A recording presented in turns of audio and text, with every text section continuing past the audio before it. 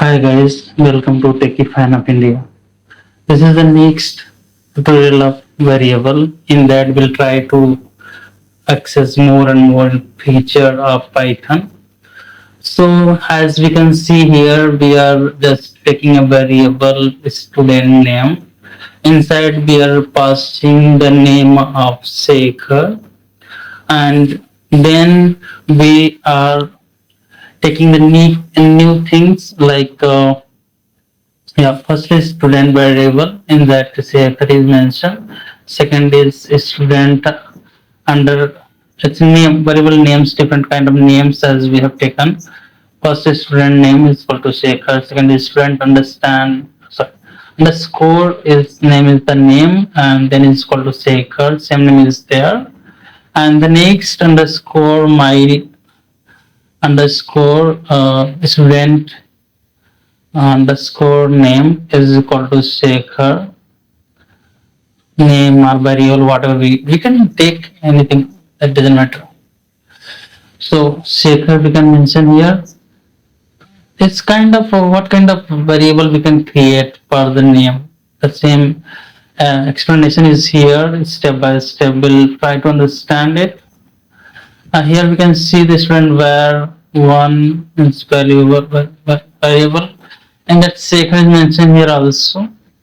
So all the value is Sekhar only. We are taking one by one steps. We can take as per ourselves, like student name, student variable, std variable, std variable, or std name, and that's yeah, equal to double inverted comma Sekhar, and it's we can take the same one student name. We have tried to other like student variable where one something like we have used. That doesn't matter. It's like next is student name, yes is capital, and the rest of all of the smaller or lowercase is equal to Sekhar. So we have taken multiple variable here, and all variable are containing the same value as double inverted comma Sekhar only. And the last, the next variable is caps only. That's std means a student name is capital only is equal to double inverted comma Sekhar. We can see here, and then then we can get some more information here. So here we can see this much only.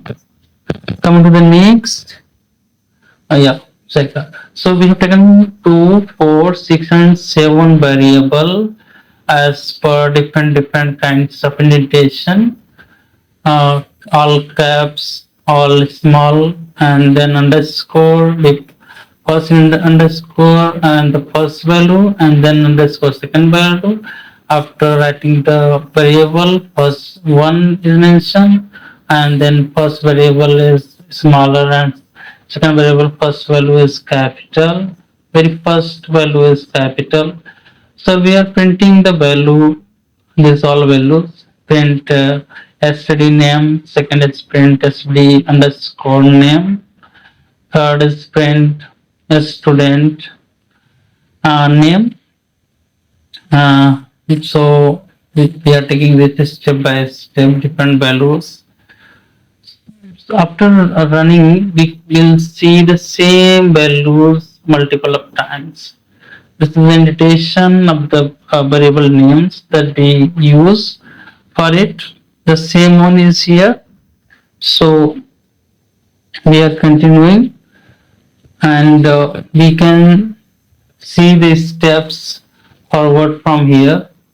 Step by step we are printing the values, and because we have created total 6 to 7 values, we are passing the same values using the print parameter inside the braces, and after completing we will try to run it.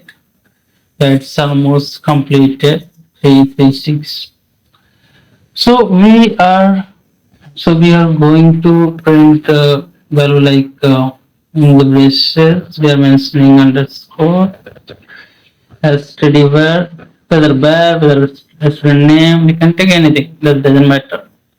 So don't get confused that first I've used the student name and the second sometimes I've used the student variable.